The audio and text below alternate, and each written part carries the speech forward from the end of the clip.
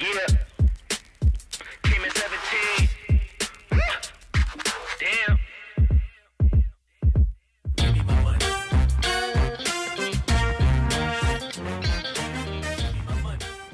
Assalamualaikum warahmatullahi wabarakatuh.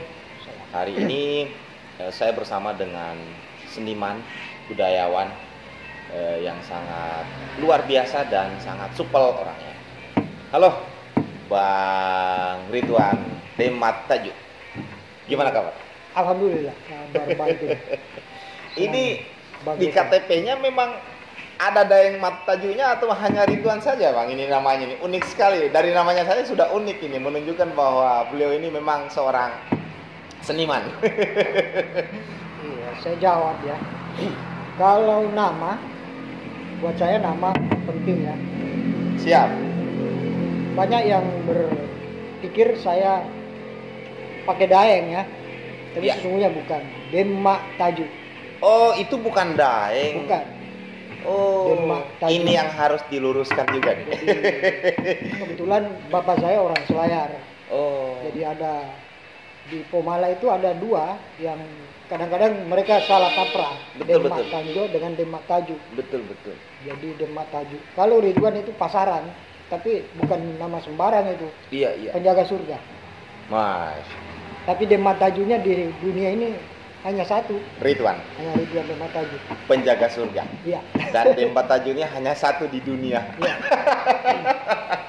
Nah, saya juga sempat searching, penasaran dengan sosok beliau ini, sosok Bang Ridwan ini sendiri. Jadi saya buka di Wikipedia Ya. dan saya searching di budayawan, tokoh budayawan, tapi Sulawesi Selatan gitu, Iya, Sulawesi iya. Selatan. Ada nama Ridwan. beliau, ada nama Ridwan di situ. Dari beberapa, ada 12 atau 15 nama di situ, ada nama beliau. Nah, yang menarik dan mengundang pertanyaan saya, kok tokoh Sulawesi Selatan bukan Sulawesi Tenggara? Ini gimana ceritanya? Jadi begini ya, saya sejak di Makassar tahun Ya. 92, Ya, saya kebetulan alumni SMA Pomala tahun 92, saya kuliah di IKIP Ujung Pandang, sekarang UNEM. Saya ambil jurusan Bahasa Indonesia, ya, kemudian memilih minor seni rupa Ya. sebagai jurusan pilihan. Nah, sejak bermahasiswa itu saya memang lebih banyak terlibat di kegiatan-kegiatan ekstra seperti di UKM Pers Mahasiswa. Jadi ada koran kampus namanya dulu di IKIP Makassar itu, surat kabar kampus profesi. Jadi kami digodok di situ, Ya. alumni pers mahasiswa, aktivis pers mahasiswa itu banyak Ya. yang bekerja di media-media besar sekarang. Nah, soal ketokohan itu saya juga kaget awalnya, Ya. karena saya di share juga kan dengan teman di Makassar. Saya kaget, wih, iya ya. Yang pasti saya juga tidak pernah berpikir bahwa saya akan menjadi sesuatu di betul. masa sekarang ya, apakah dia ditokohkan atau apa, tapi Betul. yang pasti sejak saya mengenal dunia kampus, saya terus belajar, berkarya, biarkan orang yang akan menilai. Jadi saya menulis puisi, menulis cerpen di media Harian Fajar dan Pedoman Rakyat, juga di media nasional di Suara Karya, termasuk di Republika. Saya banyak menulis, bahkan saya nyaris hidup dari tulisan. Waktu saya kuliah, tulisan. Betul betul. saya hidup dari tulisan, dan itu bisa dibayangkan honor tahun 94 itu honor 7.500 dikumpul ya. Jadi 3 kali menulis ya, kita sudah bisa beli sesuatu yang menambah ya, selain Betul. kiriman dari orang tua yang pas-pasan juga. Betul betul. Kita memang dipaksa untuk menguras pikiran yang kreatif pada saat itu. Dan saya juga tidak akan menyangka kalau saya dianggap tokoh di Sulawesi Selatan. Kenapa bukan di Sulawesi Tenggara? Iya. Ya karena itu tadi, perjalanan saya memang Berkaryanya pada saat di itu Makassar. di Sulawesi Selatan, Saya di banyak Makassar. Di Makassar itu saya banyak terlibat di Dewan Kesenian Makassar. Betul betul. Ya. Nah, meskipun saya tidak intens di Dewan Kesenian itu, tapi saya banyak menggerakkan teman-teman yang kalau dulu ada nama istilah revitalisasi sastra pedalaman. Iya. Jadi itu kita bergerak dari 23 kabupaten di Sulawesi Selatan itu, hampir semua saya pernah datangi, dan kita memberikan berbagi tentang bagaimana sastra itu kita perjuangkan sebagai sebuah idealisme seorang pekerja seni ya, sastra khususnya. Iya. Jadi seperti itu barangkali. Bang, terlahir bakat sebagai seorang seniman, terus hobi menyalurkan kreativitas di dunia jurnalis, tapi bekerja sebagai seorang ASN. Ini cara mengaturnya gimana nih Bang? Antara bakat, kemudian hobi, dan juga pekerjaan utama. Iya. Memang harus di-manage. Siap. Waktu harus diatur sedemikian rupa. Yang pasti untuk kegiatan hobi, melukis pastinya bukan di saat jam kerja ya. Jadi saya melukis itu biasa hari Minggu. Waktu senggang diisi. Dan itu awalnya 2017 saya kembali melukis. Waktu kedai Kopi Oi pertama kita buka, di situ saya melukis 2x3. Yang di kedai tembok itu. Yang di kedai O itu. Iya, itu ukuran 2 meter kali 3 meter. Oh, itu karya Saya. Wah, luar biasa. Siap. Panorama Kota Kolaka. Jadi konsepnya seperti itu, kita coba memperkenalkan sebuah kedai yang akan menjadi tempat diskusi, sharing bagi anak-anak muda. Selain ada KNPI pada saat itu ya. Siap. Jadi, seperti itu. 2017 saya melukis di situ, kemudian saya upload di Facebook. Ya. Ternyata banyak yang merespon, Ya. minta dibuatkan lukisan. Betul. Akhirnya saya terima itu orderan ya. Iya. Commission work namanya. Jadi macam-macam, ada yang dari Medan, teman dari Jakarta, dari Makassar, dan ada beberapa toko di Kolaka yang sudah saya lukis. Biasa ada sertijab di Polres, Betul. macam yang beberapa tahun lalu ada Wakapolres itu minta dibuatkan karikatur, kemudian di Kejaksaan pada saat itu kejar tayang, nah saya buat cepat. Dan Itu yang di Watuliandu itu apa Bang? Rumah yang Rumah dibikin seni. itu rumah seni itu. ya, Awalnya gimana ceritanya bisa terbangun seperti itu? Ide kreatifnya itu dorongannya dari diri sendiri atau memang ada peran pemerintah di situ? Dalam hal melihat bagaimana Kolaka ini ada juga rumah seninya. jadi sebenarnya kalau kita masuk ke situ konteks itu, Ya. saya kadang-kadang tidak mau bicara. Saya pikir pembangunan ini Siap. tidak melulu soal infrastruktur, Siap. tidak melulu soal ekonomi ya. pertumbuhan. Dijawab dulu Bang. Itu sendiri atau gimana? Ada dorongan dari yang lain? Anda ada. Sendiri? Inisiatif saya sendiri. Siap. Lanjut. Jadi kalau teman-teman dari luar datang, dari Kendari, dari Ya. Makassar, Betul. mereka singgah, mereka kadang bertanya, apa perannya pemerintah di sini? Saya bilang nggak ada. Dan saya berkesenian memang saya harus biaya sendiri. Kan banyak orang yang menunggu harus ada fasilitas dari pemerintah. Saya bilang saya tidak diajarkan begitu. Ketika saya mau belajar melukis, saya beli sendiri alatnya. Jadi kita tidak terbiasa bekerja atau berkarya menunggu sesuatu dari Betul. dalam bentuk bantuan ya. Betul. Jadi saya dari dulu berkesenian untuk melukis. Kan sebenarnya tidak harus mahal itu karya seni lukis itu. Mungkin dengan pensil, tapi kalau dia total itu mungkin juga sama nilainya yang lukisan di kanvas yang pakai cat minyak atau akrilik. Jadi banyak orang yang salah kaprah. Padahal berkarya itu apapun medianya, mau di tembok, mau di botol, mau di dinding, yang pasti kita punya ekspresi itu tersalur, kemudian orang bisa memberi nilai dan ada value-nya kan.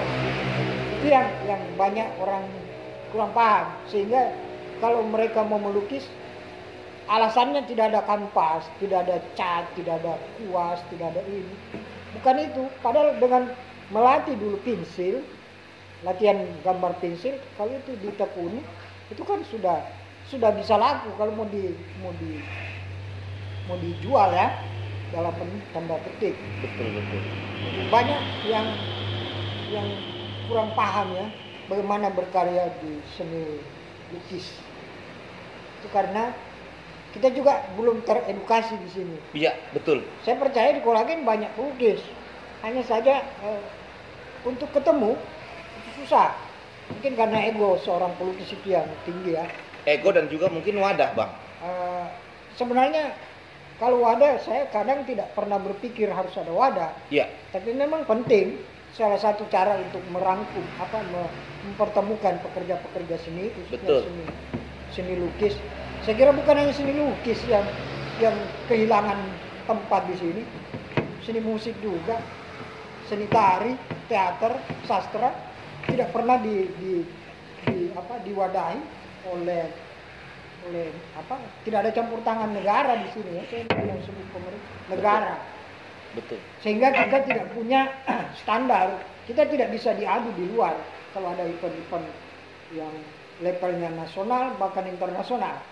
Kita tidak punya itu karena memang kita tidak melakukan pembinaan.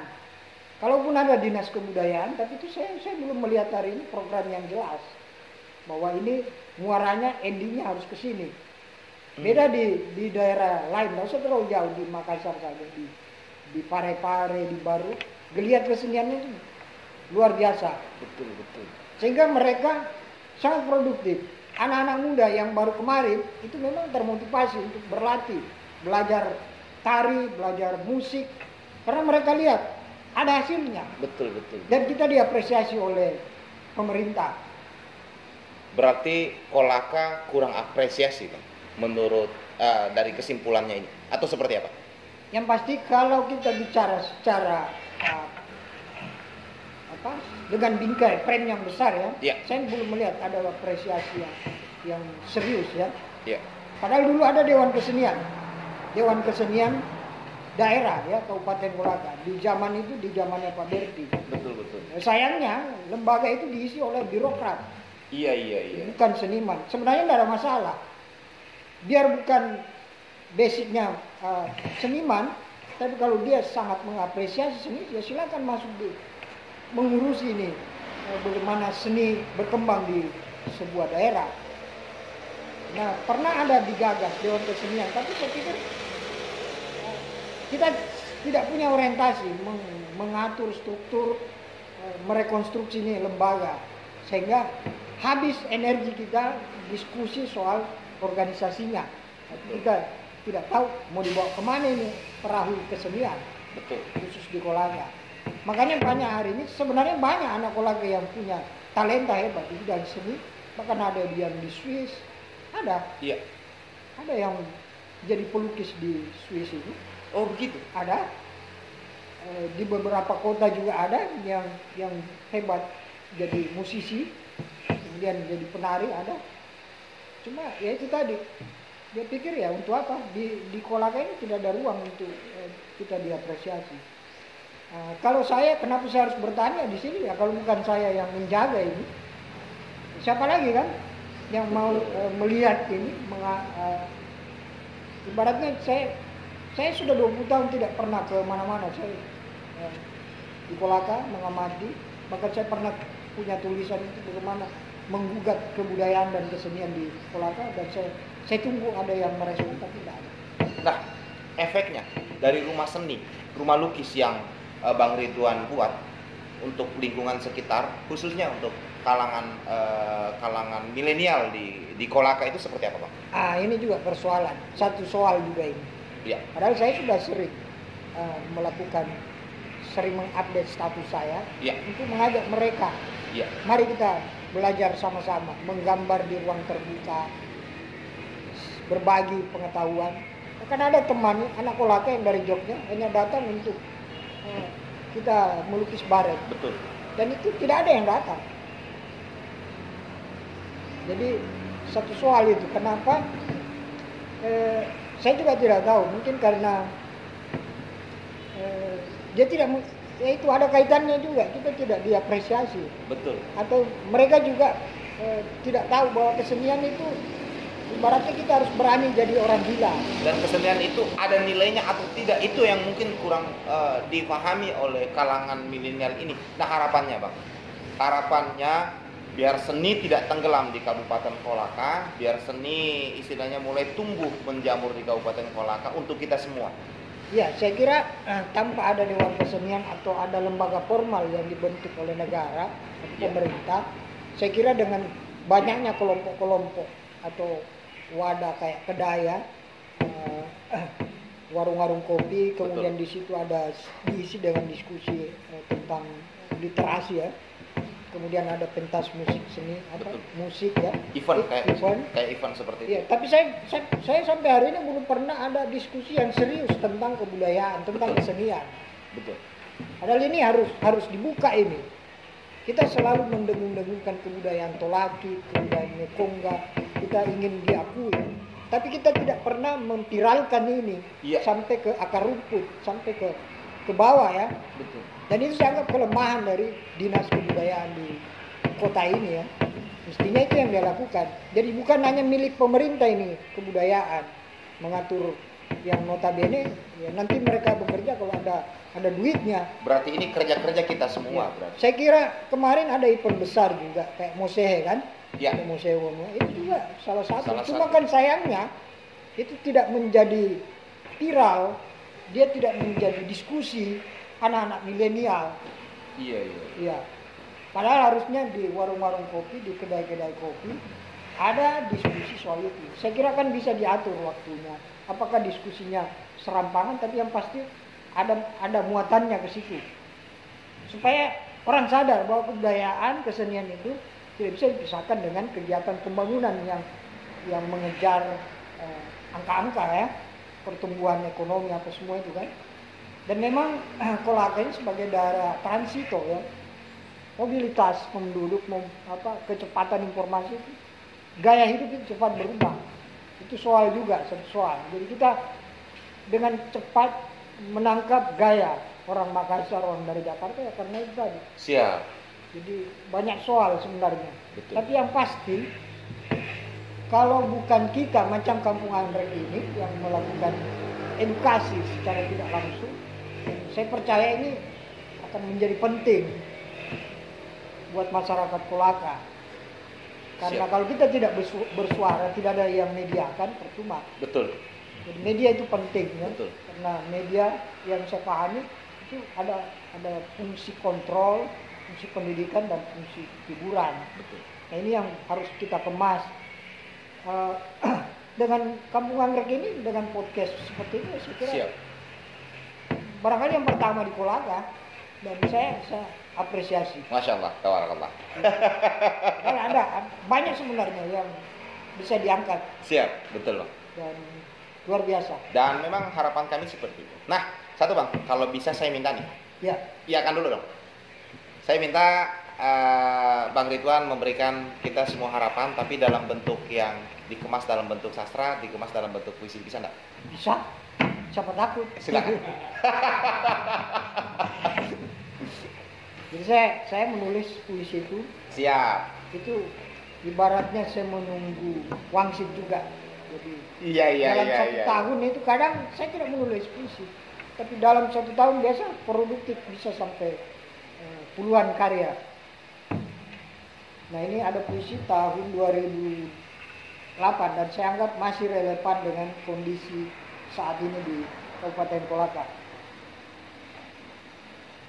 Judulnya itu Mengukir di Balik Pulau Lemo. Ini sajak saya. Mengukir di balik Pulau Lemo. Matahari perlahan merangkak di balik bukit pulau kecil itu. Perempuan itu berpijak di atas batu kapur, suara gerumu gelombang menghempas di bibir pantai. Setiap kali kulihat kapal-kapal membawa tanah merah, air laut keruh menggulung lumpur di atas karang. Siang itu di balik pulau kecil itu. Kulihat wajah-wajah nelayan kecil berlari.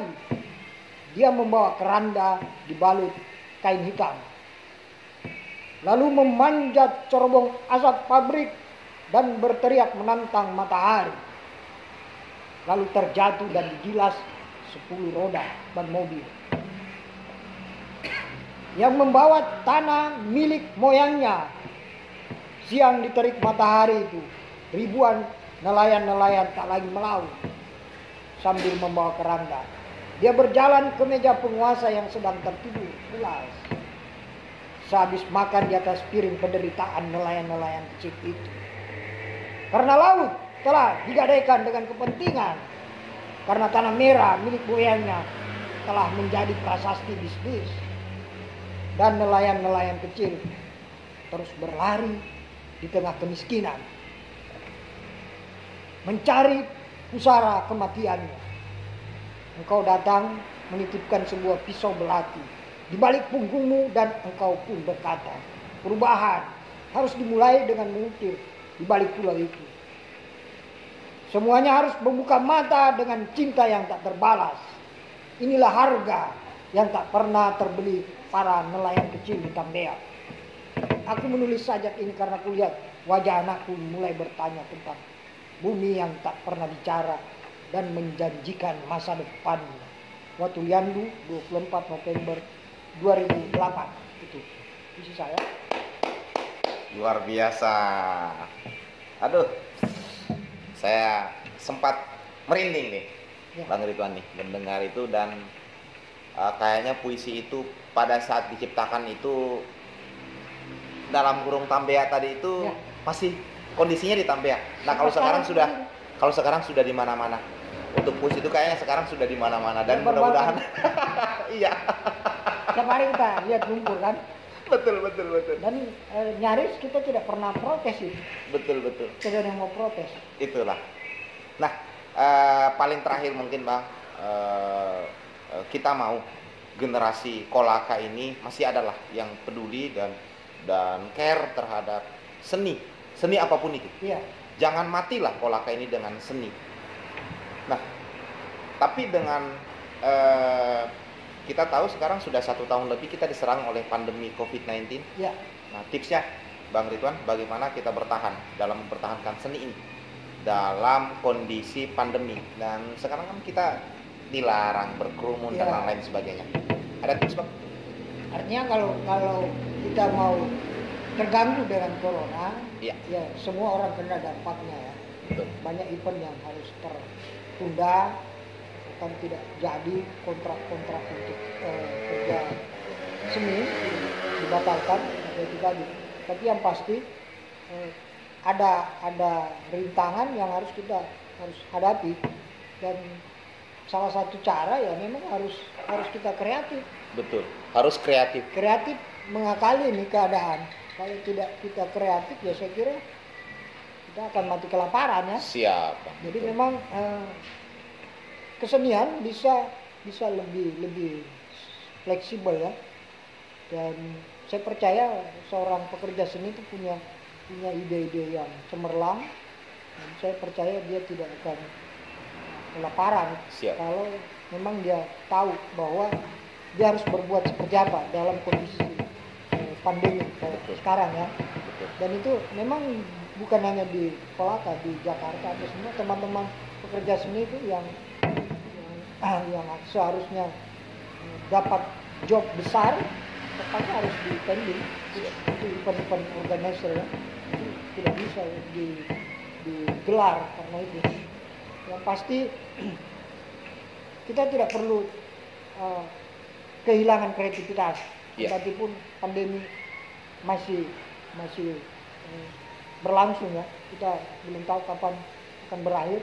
Dan saya berharap dalam waktu yang tidak terlalu lama bisa Amin. berlalu. Amin ya rabbal alamin. Karena Betul. itu juga bukan hanya kerja kesenian, semua sektor. Semua sektor. Siap, Bang. Termasuk Pasar, pariwisata dan semua. lain sebagainya. Banyak. Bali saja kan terpuruk. Betul. Bali, Betul. semua Betul. destinasi itu harus tutup. Siap. Hotel juga tingkat huniannya terpuruk semua.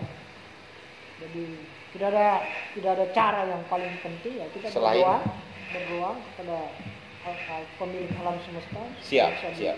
diselesaikan sembari kita tetap berkreasi, tetap berkarya, Berkarya. karena banyak jalan untuk menyalurkan gagasan, Ya, ide, ya. seperti itu. Oke, Bang. Terima kasih banyak atas waktunya, luar Ya, biasa. saya juga terima kasih. Ya.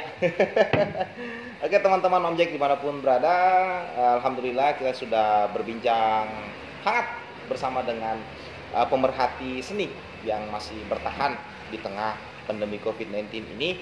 Demikian, wabillahi taufiq wal hidayah. Assalamualaikum warahmatullahi wabarakatuh.